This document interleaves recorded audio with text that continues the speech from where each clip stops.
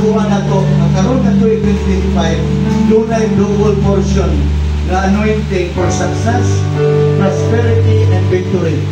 Dili lamang sa usa ka bana o asawa, apil imong anak o imong mga apo. Shall we raise our hands together? Hallelujah.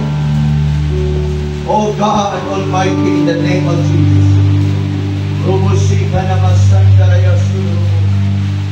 Thou art worthy to be praised, Adonai, the King of Kings and the Lord of Lords. Father, in the name of Jesus Christ, and by the power of the Holy Ghost, we come before your throne of grace. Father, you have seen each and every heart's desire all over this congregation. Yes. You have seen every details of their life, Father. Lord, I'm going to lift him up unto you today. Father, as your servant, akong i-pronounce karong kahaponon in behalf aning congregation as well as the whole church. Amen. Father, akong iniklara karong kahaponon ng ilang mga kinabuhi dili na sama sa gihapon. Ang bagong tuig nila sa tuig 2025, mahimong meaningful na tuig sa ilang kinabuhi. Tuig ni Lord nga dili ikakumpara sa milabay na tuig. Akong isugid karon, sumala sa imong pulo, na tunay kahom sa tumoy sa mong dila, kamatayon o kinabuhi. Akong isugid karon ang kinabuhi. Kinabuhi, Ginoo nga malipayon. Kinabuhi, Ginoo nga naa kanunay ang imong presensya. Kinabuhi, Ginoo Diyos nga naay kalinaw. Kinabuhi, Ginoo Diyos nga provided sa tanang pagpanginanglan. Kinabuhi, Ginoo Diyos nga tunay magpalantay na may ikaw. Kini nga mga kinabuhi karon, gikan sa mga bata, sa mga magbiayon, sa mga senior citizen, sa tanang nga sakop aning iglesia. Lord, kini nga mga kinabuhi, Ginoo Diyos, kinabuhi nga tunay abundansya, kinabuhi nga magpanaugon. In the name of Jesus, Lord, tunay maapli ka ganahaan sa kalangitan. Lord, kini nga ganahaan, Ginoo Diyos, tunay panalangin nga biyan sa ilang giampo, biyan sa ilang gi-imagine, biyan sa ilang ginahuna. Lord, salamat ka karong oraso. Lord, akong iligtalan, o hindi nga panalangin, dili maghawat ni bisan kinsa. Mulay kawatan nga magkakawat. Lord, bisan ang tanang demons, Ginoo, sa kawanangan, dili magkapapag aning ang panalangin. In the name of Jesus, nagsugid mo financial breakthrough. Nagsugid mo gindot ng trabaho. Nagsugid mo, Ginoo Diyos, na tunay mga nindot na butang ginapakwan. Nini nga 2025. In the name of Jesus, tunay negosyo Ginoo nga mo, dagat kanila. Tunay divine connection. Tunay open doors. Tunay promotion sa laing trabaho. Tunay mga nindot na mga sideline. In the name of Jesus Christ of Nazareth. In the name of Jesus Christ of Nazareth. At kung isogin ang divine health sa ilang mga lawas from the top of their head down to the sole of their feet. Lord, salamat, I decree declare divine health in the name of Jesus. I rebuke every demonic agenda against this church. In the name of Jesus, whatever kind of sickness and diseases, I rebuke in the name of Jesus. Any kind of accident, akong i-cancel, dili kahimo sa ilang mga kinabuhi. Lord, ang ilang mga resources, salamat mo na gaya, mo increase in the name of Jesus.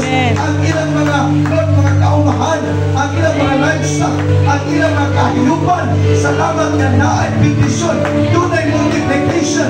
In the name of Jesus, I decree, declare, Lord, that this year 2025 would be the year of multiplication, the year, oh God, of surprises. In the name of Jesus, let them increase, let them increase, increase.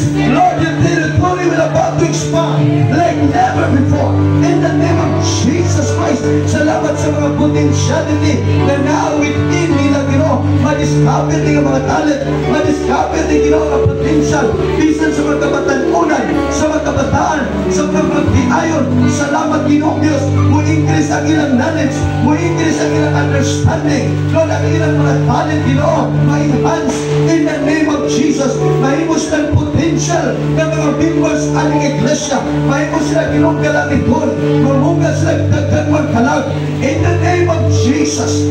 Salamat Lord sa dupling compassion, mo increase ng pagtuo, ang ilang submission silang pastor, ang ilang pagka-generous mo sa ministry. Salamat kay Ginoo Diyos na kini ang kongregasyon mahimong channel dili lamang sa ilang panimalay, apan sa ilang community, sa ilang mga neighboring houses, that Lord, their household, their lives, Lord, will be blessed like never before in the name of Jesus. Na Lord, ang ilang panimalay, di panalanginan, dili sama kanyato, dili sama ginusawan, doon ay pinasay, makita ang kumparison, na kini ng mga pamilya, na kini ng mga tao, na naay Kristo nilang kinabuhi, na ilang mga kinabuhi, doon ay pabor, di panalanginan, tumutin ang alagan ng buhay ng Diyos.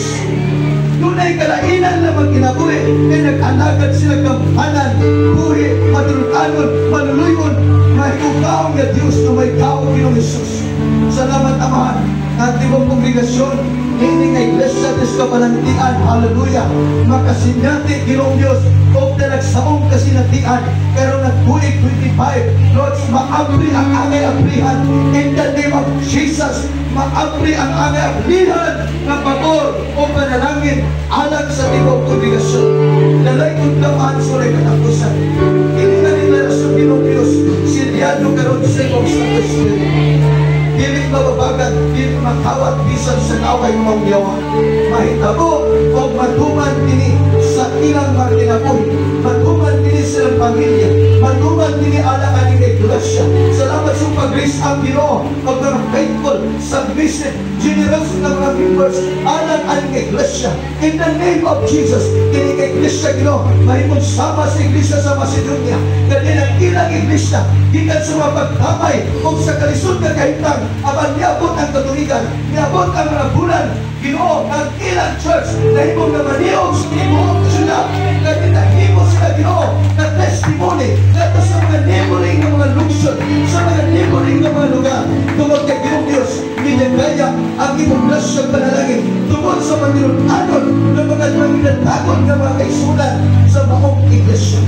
Nalayon Ginoo Diyos, the same anointing, the anointing Lord, nagtitan kanimo, o iwahatod kanila sa kinabuhing manaugot o swagod ng mga kinabuhi. Dalaykon ka Diyos sa gawat ulit katapusan. Ikaw lamang ang nanayan, magdawat sa talang himaya, dungog, gahong, o pagpasalamat, alang lamang kanimo, pinagi sa gampanan, na pangalan ni Kristo Jesus na among Ginoo, ang tanan mo singgit o hallelujah!